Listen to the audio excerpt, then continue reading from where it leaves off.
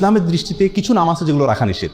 সেগুলো কোন কোন নাম? নাম্বার 1, যে সমস্ত নাম এর অর্থের ভিতরে মন্দ দিক আছে, যেমন কোনো সন্তান নাম রাখবেন আপনি শয়তান, নাউজুবিল্লাহ।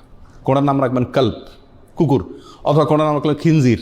খিনজির নামও রাখছে কে জানি, আমি একবার শুনছি যে কোরআনে আল্লাহ খিনজির শব্দ উল্লেখ করছেন, খিনজির মানে শুকর, তো ছেলের নাম বা মেয়ের নাম রেখে দিয়েছে খিনজির। বলে যে আপনি এই নাম কোথেকে রাখলেন, কেন রাখলেন? বলে যে কোরআনে পাইছি। তো কোরআনে পাইলে কি আপনি রাখবেন নাকি? কোরআনে তো ফেরাউনও আছে, সেজন্য আপনি ফেরাউন নাম রাখবেন না। অতএব খারাপ অর্থ বহন করে এরকম কোনো নাম রাখা উচিত না। দ্বিতীয়ত, যেই নামের অর্থের ভিতরে শিরক আছে অথবা ইসলামী আকীদার সাথে সাংঘর্ষিক যে নামের অর্থ, সেরকম নাম শিশুর জন্য নির্বাচন করা যাবে না। আমাদের অনেক নাম আছে সমাজে ছড়িয়ে ছিটিয়ে আছে, যে নামগুলো ইসলামী আকীদার সাথে সাংঘর্ষিক, অথচ আমরা জানি না। যে নামগুলোর অর্থের ভেতরে শিরকি অর্থ লুকায়িত আছে, অথচ আমরা জানি না। সেরকম কিছু নাম আমরা আজকে আপনাদেরকে বলছি। নাম্বার 1, আব্দুল নবী। এই নামে আমাদের দেশে কিন্তু কোনো লোকের নাম আছে। আব্দুল নবী মানে হলো নবীর গোলাম। কোনো মানুষ কি নবীর গোলাম হয়? গোলাম তো শুধু আল্লাহর। তাহলে এটা শিরকি নাম। এই নামের অর্থের ভিতরে কি আছে? শিরক আছে। এরকম নাম থাকলে সেটা পরিবর্তন করতে হবে। অনেকে নাম রাখেন আব্দুল আলী। আব্দুল আলী, আল্লাহ আলী, এটা আল্লাহ সুবহানাহু ওয়া তাআলার গুণবাচক 99টি নামের একটি। সেই হিসাবে আপনি রাখতে পারেন। আলী মানে হলো উঁচু, মহান, আল্লাহর গোলাম। আলী আল্লাহ তাআলার গুণবাচক নাম, সেই হিসাবে আব্দুল আলী ঠিক আছে। কিন্তু সাধারণত আমাদের সমাজে আলী রাদিয়াল্লাহু তাআলা আনহুর নামে এ ধরনের নাম রাখা হয়ে থাকে। যদি এখানে আলী বলতে খলিফা আলী রাদিয়াল্লাহু তাআলা আনহুকে উদ্দেশ্য করা হয়, তাহলে আলী মানে হলো ইসলামের চতুর্থ খলিফা আলী রাদিয়াল্লাহু তাআলা আনহুর গোলাম, তাহলে সেটাও কি হবে? শিরকি অর্থ বহন করবে। আর এখানে যে আলী রাদিয়াল্লাহু তাআলা আনহুকে উদ্দেশ্য নেওয়া হচ্ছে, মিন করা হচ্ছে, তার অনেকগুলো প্রমাণও আছে, ইঙ্গিত পাওয়া যায়। এই জন্য এই ধরনের নাম রাখার ক্ষেত্রে সাবধান থাকা উচিত। আলী রাদিয়াল্লাহু তাআলা আনহুকে ঘিরে আর অনেকগুলো নাম আছে আমাদের সমাজে, যেগুলো সংস্কার হওয়া উচিত, যে নামগুলো রাখতে আমাদের সচেতন এবং সাবধান হওয়া উচিত। তার ভিতরে একটা হলো কারামত আলী। কারামত আলী মানে হলো আলীর কারামত। সাধারণত শিয়ারা এই সমস্ত নাম রাখে।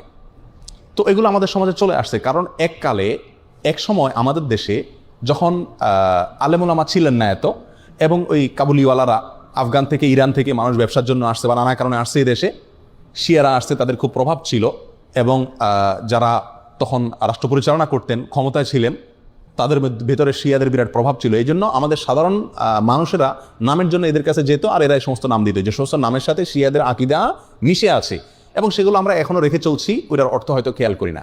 কারামত আলী মানে হলো আলী রাদিয়াল্লাহু তাআলার কারামত। যেহেতু ওরা আলী রাদিয়াল্লাহু তাআলাকে খুব বেশি ভক্তি করে, অতিভক্তি করে, এই জন্য সব নামের মধ্যে আপনারা আলী, হাসান, হোসেন এই 3 নাম পাবেন।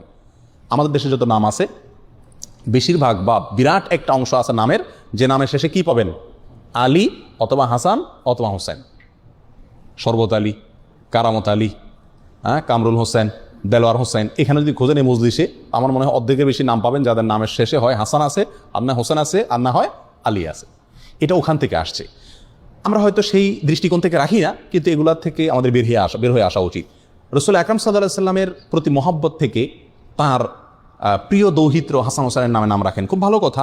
আলী রাদিয়াল্লাহু তাআলা আনহুর প্রতি মহব্বতের কারণে আহলে বাইতের সদস্য সেই হিসেবে তার নামে নামকরণ করেন, কোনো সমস্যা নাই। কিন্তু আপনার নামের সঙ্গে এই 3 জন সাহাবীর নাম শুধু লাগাচ্ছেন, কই নামের শেষে আবু বকর লাগান না, ওমর লাগান না, তাহলে শুধু এই 3 জনের নাম কেন লাগাচ্ছেন? বোঝা গেল এগুলোর পেছনে শিয়াদের বদ আকীদা এবং দুর্বসন্ধিমূলক চিন্তা এবং দৃষ্টিভঙ্গি রয়ে গেছে, আর সেটাই আমাদের সমাজে এখনো বলবৎ আছে। বিধায় এগুলো রাখতে আমাদের একটু সচেতন হওয়া উচিত। অনেকে নাম রাখেন রহমত আলী। রহমত আলী, রহমত আলী মানে আলীর রহমত, রহমত হবে আল্লাহর। ওই যে বললাম, এখানে আলী যদি আল্লাহর গুণবাচক নাম উদ্দেশ্য হয় তাহলে ঠিক আছে, কিন্তু সেটা হওয়ার সম্ভাবনা কম। অনেকে নাম রাখেন ফজলে আলী। ফজলে আলী মানেও কি? আলীর দয়া। তো এটাও মানে যদি আলী তার মিন হয় এখানে উদ্দেশ্য হয়, তাহলে এটাও ঠিক হয় না। অনেকে নাম রাখেন গাউসুল আজম। অনেকে আব্দুল কাদের জিলানী রাহমাতুল্লাহ আলাইহিকে বলে কি? গাউসুল আজম। গাউসুল আজম মানে হলো সবচেয়ে বড় সাহায্যকারী, রক্ষাকারী। যিনি সবচেয়ে বড় রক্ষাকারী তো আল্লাহ সুবহানাহু ওয়া তাআলা। এটা কোনো মানুষকে বলা যায় না, অতএব এটাও শিরকি নাম। এর নামের অর্থের ভিতরে শিরক আছে। অনেকে নাম রাখেন নবী। আমার পরিচিত গ্রামের ভিতরে একজন আছে, তার নাম হলো নবী।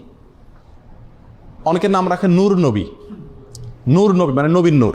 এই সমস্ত নামগুলো একেবারেই অনর্থক এবং অশুদ্ধ নাম। অনেকে নাম রাখেন রাসূল আমিন। আমার দেশে কোনো লোকের নাম আছে কি? রাসূল আমিন। রাসূলুন আমিন, এটা আমাদের রাসূল আকরাম সাল্লাল্লাহু আলাইহি ওয়াসাল্লাম একটা বৈশিষ্ট্য, যে তিনি আমানতদার রাসূল। এখন আপনি আপনার ছেলের নাম রাখলেন রাসূল আমিন, এটা খাটে না, একেবারেই অশুদ্ধ একটি নাম। অনেকে নাম রাখেন রসুলুল্লাহ। আমি দেখছি রসুলুল্লাহ নামের লোক আমাদের। রসুলুল্লাহ মানে কি? আল্লাহ রসুল।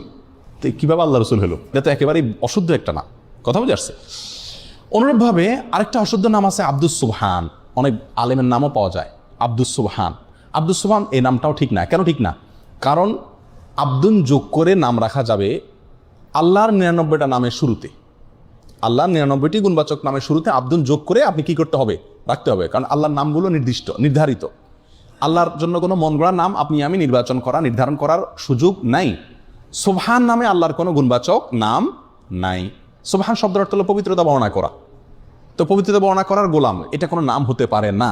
এবং এটাকে যত রকম ব্যাখ্যাই করা হোক না কেন, এটা কোনো অবস্থাতে টিকে না এবং শুদ্ধ হয় না।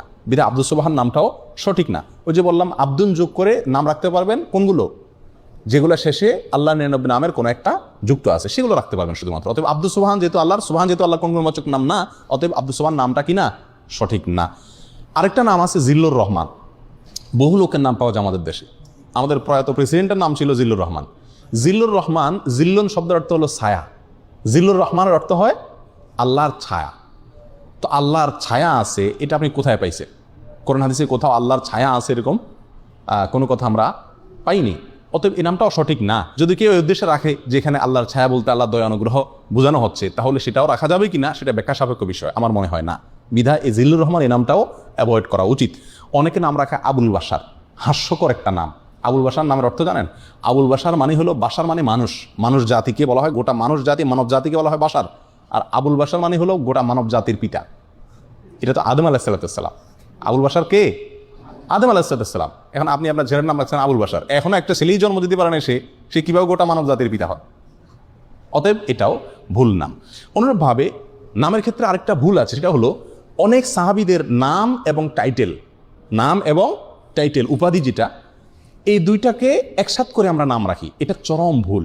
যেমন ওমর ফারুক, বহু লোকের নাম আছে না? ওমর একজন সাহাবীর নাম, ইসলামের দ্বিতীয় খলিফার নাম। আপনি ওনার প্রতি মহব্বত রেখে, ওনার প্রতি মহব্বতের কারণে আপনার ছেলের নাম ওমর রাখলেন, একটা শিশুর নাম ওমর রাখলেন, ঠিক আছে রাখেন, কিন্তু তার নাম ওমর ফারুক রাখা ঠিক না।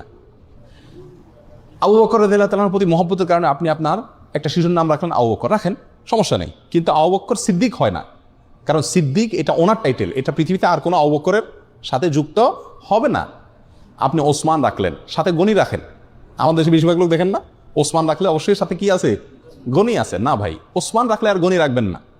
কারণ ওসমান রাদিয়াল্লাহু তাআলার মহব্বতে আপনি ওসমান রাখছেন, ঠিক আছে, কিন্তু গনি মানে ধনী, এটা ওনার উপাধি, এটা আর কারোর সাথে যুক্ত হবে না। কথা বোঝা যাচ্ছে? আবু আইয়ুব একজন সাহাবী, যিনি হিজরতকারী সাহাবীদেরকে অনেক নুসরত করছেন, সাহায্য করছেন, এই জন্য ওনার নাম হয়ে গেছে আবু আইয়ুব আনসারি। উনি আনসার ছিলেন সেজন্য। এখন আপনি আপনার ছেলের নাম রাখলেন আবু আইয়ুব আনসারি, সে আনসার কবে হলো? কথা বোঝা যাচ্ছে? অনুরূপভাবে বহু সাহাবা একরামের বিশেষ কিছু টাইটেল আছে, এই টাইটেলগুলো কারোর নাম হতে পারে না। আমি যদি একটা এক্সাম্পল দিই, বিষয়টা পরিষ্কার হবে। যেমন মোহাম্মদ, এ নামে নাম রাখা যায় কি যায় না? মোহাম্মদ নাম রাখা যাবে, সহিহ মুসলিম হাদিসে আসছে। এখন আপনি যদি মোহাম্মদ সাল্লাল্লাহু আলাইহি সাল্লামের যে একটা টাইটেল ছিল, নামের পরে একটা টাইটেল, সেটা কি? মুহাম্মাদুর রাসূলুল্লাহ। এখন আপনি যদি আপনার সন্তানের নাম রাখেন মোহাম্মদ রাসূলুল্লাহ, খাটবে? আপনার সন্তান কি আল্লাহ রসুল মোহাম্মদ? না, এটা তো অন্য মোহাম্মদ। আরও সহজ হবে, পরিষ্কার হবে আমাদের দেশের এক্সাম্পল দিলে। শেখ মুজিবুর রহমান, মরহুম শেখ মুজিবুর রহমান, ওনার প্রতি মহব্বত করে আপনি কোনো সন্তানের নাম রাখলেন মুজিবুর রহমান, এটা ঠিক আছে, চলে। জিয়াউর রহমান, মরহুম জিয়াউর রহমান, তার প্রতি মহব্বত করে আপনি আপনার কোনো সন্তানের নাম জিয়াউর রহমান রাখলেন, এটাও চলে। চলে না? চলে না। এবং অনেকে রাখেও। আপনি যদি রাখেন বঙ্গবন্ধু শেখ মুজিবুর রহমান, তাহলে নামটা কি শুদ্ধ হবে? আপনি যদি প্রেসিডেন্ট জিয়াউর রহমান রাখেন, এটা শুদ্ধ হবে? আপনি যদি বেগম খালেদা জিয়া রাখেন, শুদ্ধ হবে? আপনি যদি প্রেসিডেন্ট হোসেন মোহাম্মদ এরশাদ রাখেন, শুদ্ধ হবে? কেন হবে না? কারণ হলো এখানে তাদের নাম এবং টাইটেল দুটোটা আপনি দখল করছেন। শুধু নামটা আপনি নেন মহব্বতে, সেটা হতে পারে, এটা গ্রহণযোগ্য, এটাকে সমাজ গ্রহণ করবে, কিন্তু আপনি টাইটেলটা যুক্ত করেন, এটা হতে পারে না। বিদায় সাহাবা ইকরামের নাম আমরা রাখতে পারি, কিন্তু তাদের টাইটেলটা কি করা উচিত না? দখল করা উচিত না। এই ভুলটা আমাদের দেশে অহরহ হয়ে থাকে। আরও বহু নাম আছে যেগুলোর ভিতরে ভুল ত্রুটি হয়। তাহলে এই সমস্ত নামগুলো আমরা সাধারণত রাখবো না, যেগুলোর অর্থের ভিতরে কি আছে? কোনো শিরকি আকীদা আছে, অথবা যেগুলা অর্থের ভিতরে খারাপ কোনো দিক আছে, বা সেগুলোর অর্থের ভিতরে আপনার কোরআন এবং সুন্নাহর সাথে কোনো প্রকার কি আছে? সংঘর্ষ আছে।